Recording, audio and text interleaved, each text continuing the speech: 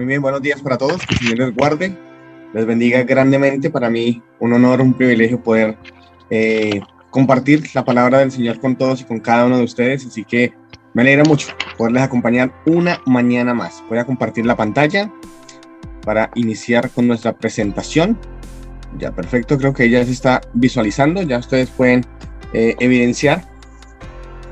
El día de ayer estuvimos mencionando algunas cosas importantes. De hecho, estuvimos hablando sobre el mapa profético, ¿cierto? Ahí tenemos todo el mapa profético que lo mencionamos el día de ayer. Para aquellos que de pronto no pudieron ver el tema, no se preocupen, ahí pueden ingresar a las plataformas del pastor para que puedan ahí revisar nuevamente y verificar el tema que vimos ayer.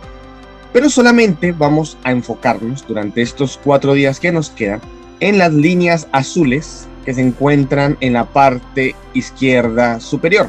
Es decir, vamos a hablar de reforma, reavivamiento, lluvia tardía, zarandeo, fuerte pregón, sellamiento y tiempo de angustia previo. Son los temas que nos vamos a concentrar, ya que son los temas que el pueblo de Dios tiene que estar preocupándose en este momento, puesto que son antes del tiempo de gracia. Es decir, nuestro nombre va a quedar registrado o para salvación o para perdición hasta el cierre del tiempo de gracia.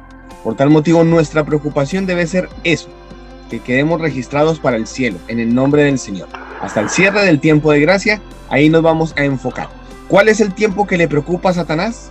El mismo, el cierre del tiempo de gracia. Y lo veremos durante esta semana, un texto del Espíritu de Profecía, donde menciona la preocupación que tiene Satanás, y no es precisamente por la segunda venida. Él ya sabe que está perdido, él ya sabe que la batalla está concluida, así que no hay mucho que hacer por ese lado, pero sí va a hacer todo lo posible para arrastrarse a los que más pueda para consigo. Así que, estimados, bienvenidos nuevamente a un programa más, a un tema más de la predicación del Evangelio. Y hoy hablaremos de reforma y reavivamiento. Así que antes de iniciar, les voy a invitar para que allí en sus hogares puedan cerrar sus ojitos y vamos a invocar el nombre de Dios. Querido Dios y Padre que moras en el cielo, te damos gracias por un día más de vida que nos regalas. Gracias por permitirnos, Señor, estar en conexión a esta hora temprano, en conexión contigo. Guárdanos, oh Dios, para la honra y gloria tuya, y permite, oh Dios, que nuestros corazones puedan, Señor, escuchar tu palabra, escuchar tu voz y reaccionar a ella. Gracias, oh Dios, por todo lo que nos das y nos entregas en Jesús. Amén. Amén. Bueno, muy bien, mis queridos, vamos a hablar de reforma y reavivamiento. Voy a dejar unas cosas claras, unos predicamentos muy importantes. Estas palabras no aparecen en la Biblia. Reforma no aparece en la Biblia. Reavivamiento no aparece en la Biblia. Pero sí son términos que nosotros hemos acuñado, hemos usado para poder describir momentos importantes dentro del pueblo de Dios en el futuro que le queda a este mundo. Así que estos términos son importantes que los tengamos en cuenta. No aparecen dentro de la Biblia, aunque en muchas ocasiones en la palabra de Dios se mencionan, solamente que no con este tipo de expresiones. ¿Listo? Nuestro soporte bíblico, el que tomé, quiero ser muy claro con esto, hay muchos textos que hablan en relación a estos temas, aunque no mencionan la palabra en sí, pero usé este texto como nuestra base, nuestro soporte para iniciar nuestra temática el día de hoy. Primera de Reyes, capítulo 18, verso 21, dice: y acercándose Elías a todo el pueblo, dijo: ¿hasta cuándo claudicaréis vosotros entre dos pensamientos? Si Jehová es Dios, seguidle, y si Baal, id en pos de él. Y el pueblo no respondió palabra. Muy bien, antes de poder entender este tema, necesitamos comprender el significado que trae cada uno de estos términos. Para ello, vamos a responder a las preguntas de qué significan cada uno de estos términos según el DRAE, o el Diccionario de la Real Academia Española. Según el diccionario, reforma es volver a dar forma, cambio de forma. Eso significa reforma. Por tal motivo encontramos que es una palabra compuesta, la palabra forma y la palabra re. Es decir, volver a cambiar la forma, dar una nueva forma, pero es algo que ya estaba. Como ustedes ven allí en la imagen, tenemos una porción de plastilina, o como dicen aquí en Chile, plasticina, es el mismo material, simplemente lo que hace es dársele una nueva forma, cambiársele la forma. Y eso es importante que nosotros lo podamos entender. La forma en la cual el pueblo de Dios se encuentra en la actualidad no es la forma correcta. Si fuera la forma correcta, uno, estaría en persecución, según como lo dice el capítulo número 1 del conflicto de los siglos. Perdón, de eventos de los últimos días. Bueno, y del conflicto de los siglos también menciona lo mismo. Si el pueblo de Dios se preparara, si estuviera realmente avivado, si estuviera realmente conectado con el Señor, estaría en persecución. Estaría en persecución. Pero como el pueblo de ahora anda dormido, anda en medio del sueño, anda ahí pendiente de otras cosas, andamos más pendientes y preocupados por lo que no tenemos que estar preocupados, pues el pueblo de Dios ha entrado en un adormecimiento terrible, y lo que se está invitando a través de la palabra de Dios y el espíritu de profecía es una reforma. Es decir, lo que ya está, vamos a cambiarle la forma. Nosotros podemos hacer reformas. Y eso es importante que lo tengamos en cuenta. Nosotros podemos hacer reformas. Usted puede reformar sus hábitos, por ejemplo. Usted puede decir, me cepillo siempre los dientes con la mano derecha, hoy voy a empezar a cepillarme con la mano izquierda. Generalmente me levanto a las 6 de la mañana, ahora me voy a empezar a levantar a las 5 de la mañana. Esas son reformas que nosotros podemos hacer. Por tal motivo, la reforma es algo que está al alcance del ser humano. Es cambiar la forma actual de hacer las cosas. Nosotros podemos cambiar eso. Quiere decir que si la forma actual que tiene el pueblo de Dios necesita una reforma, es porque la forma actual no funciona. Por eso se habla de reforma. Y quiero dejar muy claro esto, por favor. No quiero que malinterpretemos la palabra reforma con los mal llamados reformistas. ¿Ya? Y digo mal llamados porque ellos no son reformistas, son deformistas. Deforman lo que realmente debería ser. La reforma real, la reforma sincera, debe estar basada en los principios bíblicos. Lo mencionábamos ayer hacían alguna pregunta. ¿Qué tan certero es poder tener la explicación de ciertos pastores importantes de la iglesia, Esteban Bordos, Batchelor, entre otros? Y yo les dije ayer, las palabras de Isaías 8:20, si no estoy mal, a la ley y al testimonio. Si no es conforme a esto, no les ha amanecido. Por tal motivo, todo cambio, toda reforma que se pueda hacer dentro de la iglesia debe estar basada sobre la palabra de Dios. No es que vengan no es que vamos a reformar la música, entonces vamos a traer música con batería, vamos a traer música aquí con instrumentos extraños, con sonidos raros, porque es que vamos a reformar. Es que vamos a reformar el departamento de escuela sabática. Y empezamos a hacer algunos cambios que, aunque a nosotros nos parezcan buenos, no son correctos y no están basados sobre los fundamentos que han establecido a esta iglesia. Tenemos 28 creencias, tenemos un manual de iglesia, tenemos la palabra de Dios, tenemos el espíritu de profecía. Entonces no podemos nosotros meternos en la cabeza la idea de traer cosas nuevas. No, es que vamos a reformar. Tengamos cuidado que esos tipos de reformas o esos intentos de reformas que se han intentado iniciar dentro de la iglesia es justamente lo que ha llevado a muchos miembros fuera de la misma. Por ese motivo, el espíritu de profecía nos habla de una reforma, pero una reforma real, una reforma sincera. Y esos cambios de reforma parten de parte de nosotros. ¿Soy claro? Esa reforma no la va a iniciar el Espíritu Santo, esa reforma no la va a iniciar en los pastores, esa reforma parte de cada uno de nosotros. Usted decide si hace el devocional con su familia o no lo hace. Eso es una reforma.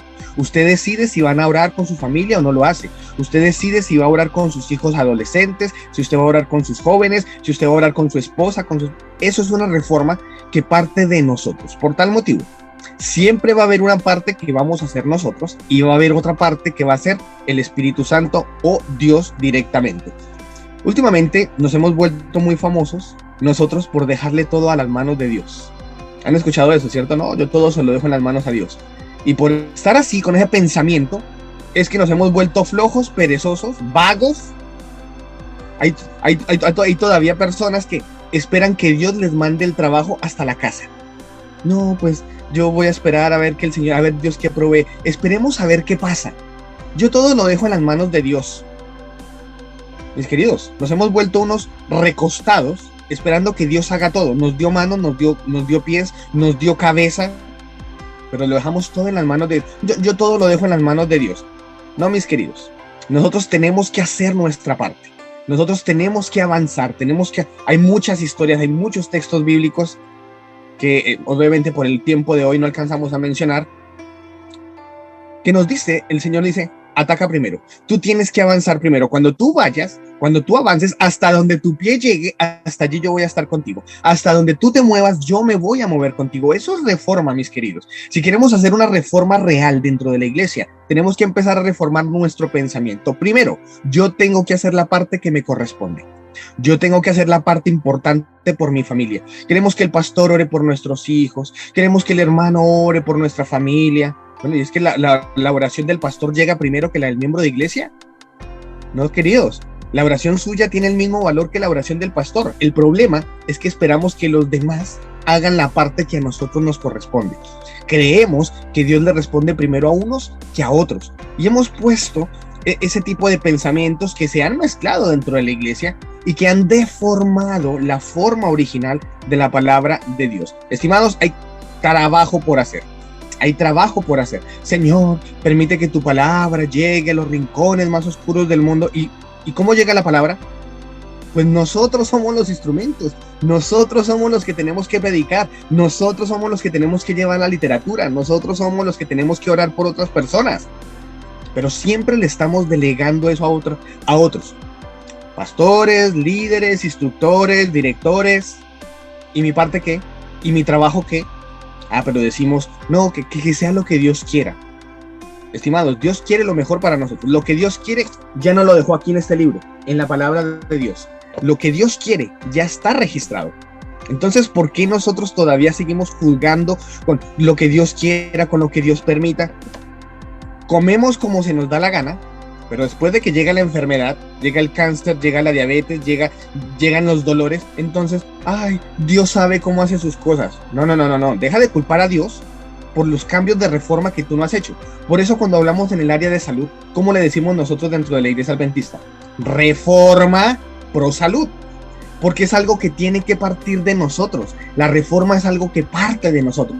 Tiene que partir de nuestra intención de cambio.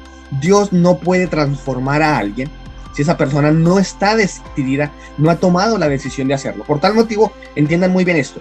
La reforma es cambiar la forma de lo que ya está. De lo que ya está. No son cosas nuevas, no es una nueva luz, no es una nueva profecía, no son unos nuevos métodos, no es nueva música, no es nueva adoración, no. Lo que ya está, le vamos a dar forma.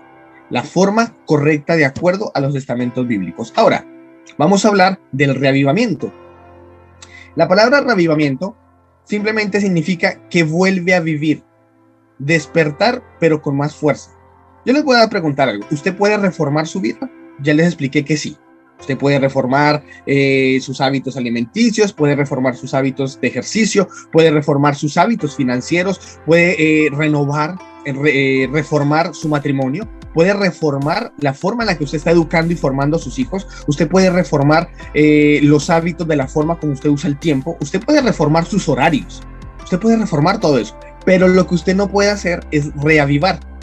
Porque reavivamiento es volver a vivir algo que estaba muerto. Y nosotros entendemos que hay algo o hay alguien que tiene el poder de que lo que ha muerto vuelve a vivir. Y esa es la parte que ya nosotros no hacemos. Esa es la parte que ya a nosotros no nos corresponde.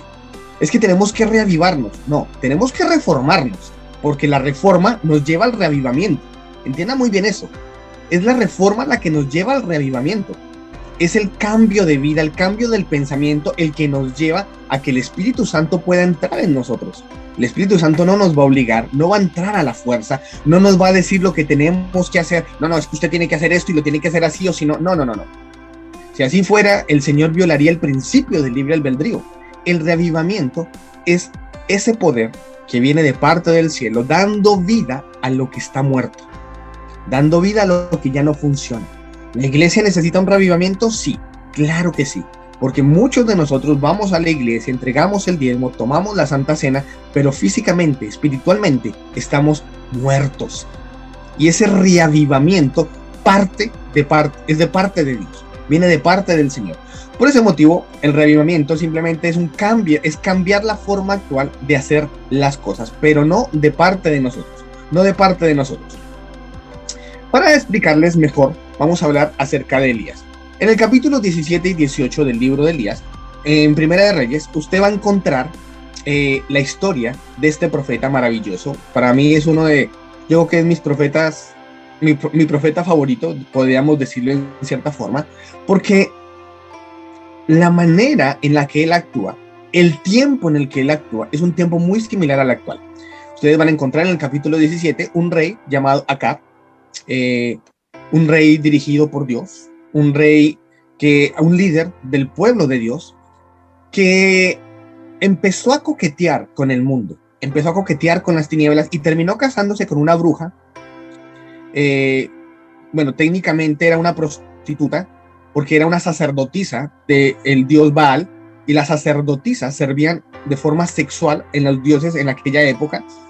Por tal motivo era una prostituta que servía a Baal, y Acab le pareció tan linda, tan simpática. En su corazón empezó a decir: yo la puedo convertir, yo le puedo dar los estudios bíblicos, es que no es como las demás, es que es distinta, es que usted no la conoce. Y terminó casando con esta bruja. Pues resulta que esta bruja llamada Jezabel influyó de tal manera dentro del rey Acab, que todo lo que hacía el rey, obviamente el pueblo seguía los mandatos, el testimonio, el ejemplo del rey. Así que influenció de tal forma en Acab que empezó a instaurar dioses falsos. Quiero que por favor tengan muy en cuenta lo que les voy a mencionar. Cada vez que se habla de reforma o que se intuye de reformas dentro del pueblo de Dios, siempre está incluida la adoración a falsos dioses. Usted busca por internet versículos bíblicos acerca de reforma y va a encontrar más de 100 textos bíblicos. Y cuando usted va a leerlos, siempre están relacionados con dioses falsos, siempre está relacionado con adoración. Por tal motivo, la reforma que necesitamos nosotros es un tema de adoración. Y entonces usted va a decir: pero yo adoro a Dios. ¿Está seguro? ¿Cuánto tiempo le dedica a Netflix? ¿Cuánto tiempo le está dedicando al Facebook? ¿Cuánto tiempo le está dedicando a las redes sociales, a la televisión, a las teleseries, a la radio, a la música? ¿Cuánto tiempo usted le está dedicando realmente a Dios y cuánto tiempo le está dedicando a otras cosas que no lo acercan a Dios, sino que por el contrario lo están alejando? Eso es adoración. La adoración está relacionada con lo que usted se viste. La adoración está relacionada con lo que usted come. La adoración está relacionada con lo que usted ve, con lo que usted escucha y con lo que usted habla. Eso es adoración. Por tal motivo, todo el tiempo nosotros estamos adorando, desde que nos levantamos hasta que nos acostamos. Somos seres creados para adorar. La pregunta es: ¿a quién estás adorando? La forma en la que tú te vistes está mostrando a quién adoras. La forma en la que tú te expresas acerca de una dama, acerca de un caballero, acerca de un grupo de jóvenes, es adoración. Lo que tú pones frente a tus ojos es adoración. Así que esos padres responsables que se sientan al lado de sus hijos a ver películas, no es que están con un adulto responsable, tengan mucho cuidado, eso es adoración. Y más adelantito, cuando los niños estén un poquitito más grandes y que usted le intente decir: oye, no mires eso. Bueno, ¿y por qué no si usted también lo mira? Entonces ya después empezamos a perder criterio y por el criterio empezamos a perder respeto. Y después decimos: pastor, ore por mi hijo que es que se me salió de la iglesia, ore por mi hija que es que está como medio descarriada. Descarriada no, nosotros mismos nos encargamos de descarriar a nuestros hijos. Nosotros mismos hemos generado los ambientes para que ellos se vayan. No, en mi casa hacemos siempre el devocional, ¿sí? Y lo hacemos de forma obligada. Levantamos a los muchachos a las malas. O sea, hay una carga tan pesada que le hemos puesto a nuestros jóvenes que intentando hacer lo bueno terminamos haciendo lo malo, e intentando hacer lo mejor terminamos haciendo lo peor. Entonces no hay que presionarlos, no hay que obligarlos. Si ellos no quieren, pues que no vengan. Pero sí se la pasan pegados frente a las pantallas, pegados al computador, al celular, a la tablet, al televisor. Mis queridos, la mayor lucha desde el Génesis hasta el Apocalipsis es adoración. Es adoración. Si usted no entiende en qué consiste el conflicto cósmico, es adoración. ¿Cuál fue la guerra en Génesis capítulo 2 y Génesis capítulo 3? Adoración. Seréis como dioses, coman del fruto. Van a ser como dioses, coman del fruto. ¿Qué fue lo que el pecado realmente original? El deseo de no querer adorar a Dios, sino el deseo de querer ser como Dios. Y eso es un tema de adoración. ¿Cuál fue el pecado de Luzbel? Querer recibir la adoración que a Dios le correspondía. Si ustedes van a Apocalipsis capítulo 12, van a Apocalipsis capítulo 16, capítulo 18, capítulo 8, se van a encontrar que toda la guerra en el Apocalipsis es adoración. Adorar a aquel que hizo el cielo, la tierra, el mar y las cosas que es un llamado a adorar. Pero también, ¿qué es lo que exige el cuerno pequeño? Adoración. ¿Qué es lo que exige la bestia? Adoración. ¿Qué es lo que exige la imagen de la bestia? Adoración. ¿En qué consiste todo lo que se mueve a nuestro alrededor? Adoración. Pues resulta, mis queridos, que la reforma que nosotros debemos hacer tiene que ser de adoración. En lo que vistes, lo que comes, lo que haces, lo que dices, la forma como trabajas para el Señor, porque es que servir al Señor no es simplemente ser el director de un departamento dentro de la iglesia. El Señor no nos llamó a ser directores de departamentos. El Señor no nos mandó a ser maestros de escuela sabática. El Señor no nos mandó a ninguno de nosotros a estar haciendo programas para que entretengamos a la gente de la iglesia. El Señor nos mandó a hacer la obra, a predicar el evangelio a toda raza, tribu, lengua y pueblo. Ese es el trabajo. Ahora, que a medida que vamos avanzando y creciendo, Dios va poniendo dones y talentos.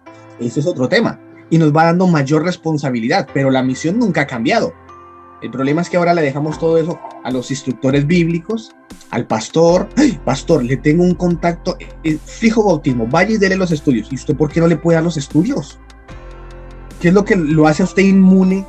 ¿Qué es lo que lo inhabilita para poder predicar y enseñar la palabra del Señor? Ay, no, yo mandé a este instructor bíblico, yo le dije a este hermano que fuera a enseñarle. Todos tenemos la misma misión, y dentro de la misión, mis queridos, está el tema de la adoración. Puesto que muchos predicarán en el nombre del Señor, muchos hablarán en el nombre del Señor, muchos echarán demonios en el nombre del Señor. Y al final el Señor dice, yo no los conocí. Pues resulta que en Primera de Reyes 17 y 18, Acab, que se casó con esta bruja prostituta, la señora Jezabel empezó a meter brujería, adoración falsa dentro del pueblo de Dios. El rey terminó adorando estos dioses, el pueblo siguió al rey adorando estos falsos dioses, levantaron lugares altos en honor a los dioses, a Baal y a Acera. Y el Señor dijo, bueno, ya no soporto más, así que levanta a un Elías, un hombre llamado Elías, el tisbita, y resulta que se presenta Elías delante del rey y no le dice, oh rey, me presento delante de ti. No, Elías no le importaba la reverencia delante del rey, le importaba la reverencia delante de Dios. Y él dice, vive Jehová en cuya presencia estoy, que no va a volver a llover. Bueno, y ustedes ya conocen la historia, durante 3 años y medio no llovió. Cuando ya el pueblo estaba en hambre, estaba terrible, estaba en una sequedad, estaba en una crisis de hambre funesta, increíble, vuelven a buscar a Elías, y entonces Elías realiza un cambio de reforma, realiza una pequeña reforma dentro del pueblo, los cita a todos en el Monte Carmelo, y allí en el Monte Carmelo se encuentra con 450 profetas, 850 profetas, 400 de Acera y 450 de Baal. Y el propósito de este encuentro allí en el Monte Carmelo era poder definir cuál era el Dios verdadero. ¿Y saben cuál era la forma para definir cuál era el Dios verdadero? Adoración. Por eso quiero compartir con ustedes algo que es muy, muy importante, que aparece justamente en el versículo 21. Cuando llegó el momento en el que Elías tenía que enfrentarse a los sacerdotes, Elías se acerca a todo el pueblo y le dice, acercaos a mí. Y dice, todo el pueblo se le acercó y él arregló el altar de Jehová, que estaba, ¿qué cosa? Perdón, versículo 31. Primera de Reyes 18:31. Dice que él se acerca y arregla el altar de Jehová que estaba arruinado. Él no creó un nuevo altar, él no creó una nueva adoración, él no creó un nuevo sistema para atraer a los jóvenes. Él no creó nuevos programas, ni campañas, ni campamentos, ni retiros. No, es que esto es para atraer jóvenes, es que esto es para atraer nuevas personas. No. Él simplemente lo que ya estaba, tomó el altar de Jehová que estaba arruinado y lo volvió a construir. Usó las mismas piedras, usó en el mismo lugar, en el mismo sitio, de la misma forma, y como se había deteriorado con el tiempo, porque nadie estaba adorando al Señor, él vuelve y toma las mismas piedras, las mismas bases, y vuelve a construir el altar. Estimados, yo los invito, si ustedes quieren hacer cambios de reforma realmente dentro de la iglesia, dentro de su vida, vuelvan a los pilares principales de la iglesia. Vuelvan a los pilares principales de la iglesia. Vuelvan a los pilares que conformaron este pueblo desde 1844. Pero si nosotros seguimos con nuevas normas, con nuevas modificaciones, con programas atractivos que puedan entretener a la iglesia, déjenme decirles que prontamente estaremos como el pueblo de Israel. Si ustedes recuerdan, en Primera de Reyes, capítulo 18, versículo 21, dice que Elías se les acercó y les dijo: ¿hasta cuándo claudicaréis entre dos pensamientos? ¿Hasta cuándo ustedes van a claudicar entre dos pensamientos? Perdón. ¿Hasta cuándo ustedes van a estar entre dos ideas? Si Baal es Dios, seguidle. Y si es Baal, pues id en pos de él. ¿Y saben qué dijo el pueblo? Nada. El pueblo no fue capaz de responder. ¿Saben por qué? Porque estaban sin luz. Estaban tan apegados a las tinieblas, tan cerca de la oscuridad, que cuando tenían la posibilidad de estar de parte de Dios, no tomaron acción. Esperaron que los líderes hicieran algo, esperaron que el pastor hiciera algo. A mí me preocupa esos hogares que esperan a que el pastor tenga que ir a visitarlos para que ellos puedan tomar decisiones teniendo el manual en su casa. A mí me preocupa eso. Nos hemos vuelto pastor dependientes. Tenemos 90 familias, 100 familias dentro de una iglesia, dentro de un distrito, y hasta que el pastor no vaya a visitarnos, o si el pastor no va a visitarnos, entonces no hacemos nada. La reforma inicia en casa, mis queridos. La reforma inicia por ustedes. La reforma tiene que iniciar desde su corazón. Pero si estamos esperando que los demás hagan, si estamos esperando que Dios haga un milagro, que se aparezca en medio de tu habitación con una luz brillante y te diga: Juan Carlos, Víctor, es momento de que tú puedas ver al Señor, cambia tu vida. No, mis queridos, Dios no va a hacer eso. Él lleva más de 2000 años a través del Nuevo Testamento diciéndonos: cambien, vuelvan al Señor de forma amorosa.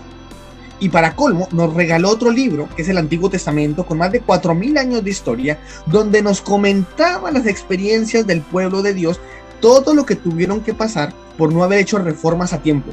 ¿Cuándo hacía el pueblo reformas? Cuando estaban esclavos, cuando los pueblos los estaban rodeando, cuando estaban siendo perseguidos. Ahí se hacían reformas. ¡Ay, Señor, ayúdanos! ¡Ay, Señor, socórrenos! ¿Por qué no buscamos al Señor en tiempos de paz? Para que cuando lleguen los tiempos de guerra estemos preparados. Pero tristemente hacemos todo lo contrario. Eso se llama reforma, mis queridos. Restaurar el altar, restaurar la adoración como tiene que ser, restaurar la obra misionera como debe ser, restaurar el día sábado, mis queridos. Cuando estábamos de forma presencial, la gente llegaba a las 10, 10:30, a las 11. No, que es por el invierno, por el frío, no. Pero resulta que ahora virtual también llegan tarde. Ahora incluso en la misma iglesia llegan tarde. Entonces el problema no era el clima. El problema son nuestros hábitos. Tenemos que hacer reforma, mis queridos. Ya la reforma inicia en casa. Inicia desde ya. Inicia por mí. No, voy a esperar que mi esposo cambie. Si él se reforma, pues él verá. Es que él es la cabeza del hogar. Si usted ve que su esposo no está tomando las riendas del hogar a nivel espiritual, tómelas usted, mi querida hermana. Si usted ve que su esposa no lo está apoyando, tome las riendas de su hogar, porque usted es el sacerdote del hogar. Pero dejemos de buscar excusas, dejemos de hacer responsables a otros por la situación espiritual de nuestras vidas, de nuestros hogares y de nuestras familias. Y por último, Filipenses 2:13 nos habla acerca del reavivamiento. El reavivamiento no depende de nosotros. Cuando nosotros tengamos la opción, tengamos la decisión de poder servir al Señor. Señor, soy inútil. Señor, soy pecador. Yo te fallo, Señor. Señor, yo tengo problemas. Me cuesta trabajo servirte, pero quiero hacerlo.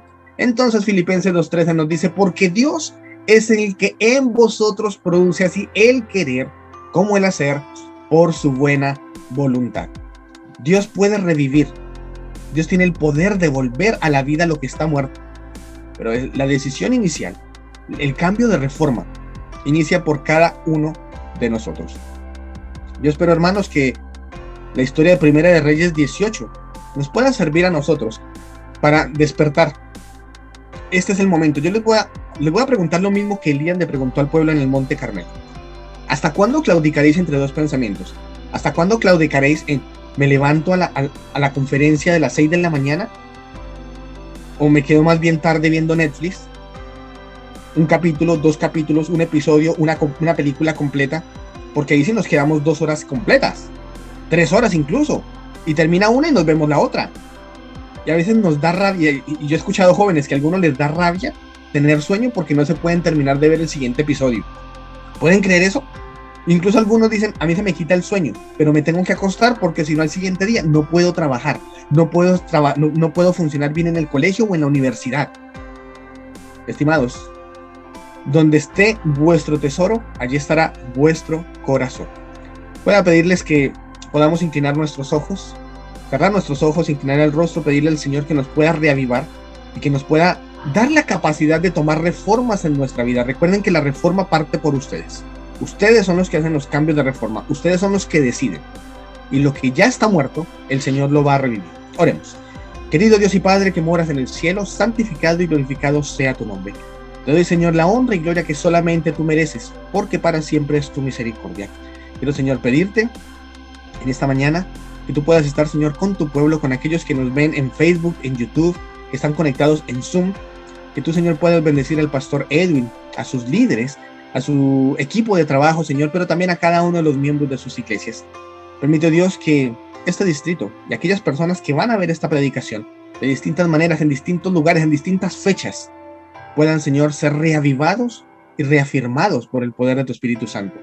Dales, oh Dios, la capacidad y la sabiduría para empezar a hacer reformas dentro de sus hogares. Levantarse más temprano, 5 minutos, 10 minutos, poder dedicar, Señor, un poquito más de tiempo al estudio de la palabra, poder, Señor, compartir un poco más con la familia. Probablemente un abrazo, un beso, una palabra de cariño puede marcar diferencia, y eso es reforma.